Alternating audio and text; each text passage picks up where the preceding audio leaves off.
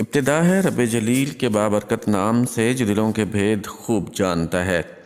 دیکھتی آنکھوں سنتے کانوں صابری میاں کا سلام پہنچے۔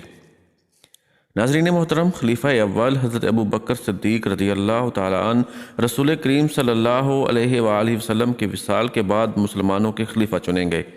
آپ رضی اللہ تعالیٰ عنہ نے نبوت کے جھوٹے دعوے داروں کے خلاف علم جہاد بلند کیا اور نبوت پر نقب لگانے والوں کو کافر کردار تک پہنچایا۔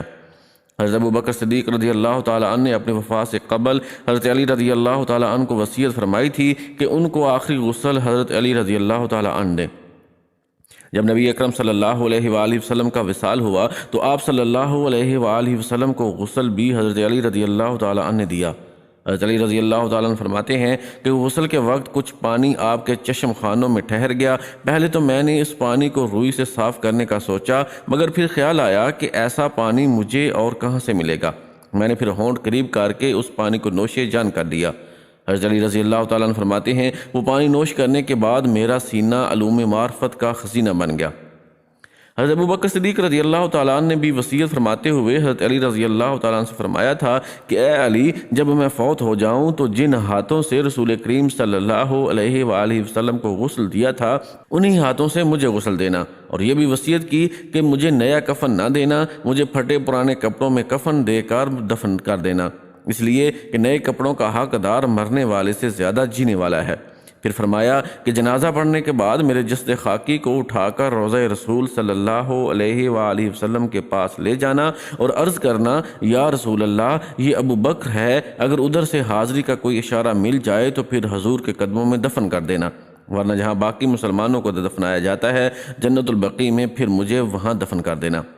حضرت انس بن مالک رضی اللہ تعالیٰ عنہ سے روایت ہے کہ جب آپ رضی اللہ تعالیٰ عنہ کا آخری وقت آیا تو حضرت علی رضی اللہ تعالیٰ عنہ بھاگتے ہوئے آئے اور آپ رضی اللہ تعالیٰ عنہ کی زبان پر یہ لفظ تھے، ان للہ و انا الیہ راجعون، اور آپ رضی اللہ تعالیٰ عنہ نے حضرت ابو بکر صدیق رضی اللہ تعالیٰ عنہ کے چہرے سے کپڑا اٹھایا اور یہ لفظ کہے کہ الیوم انقطعت خلافۃ النبوہ،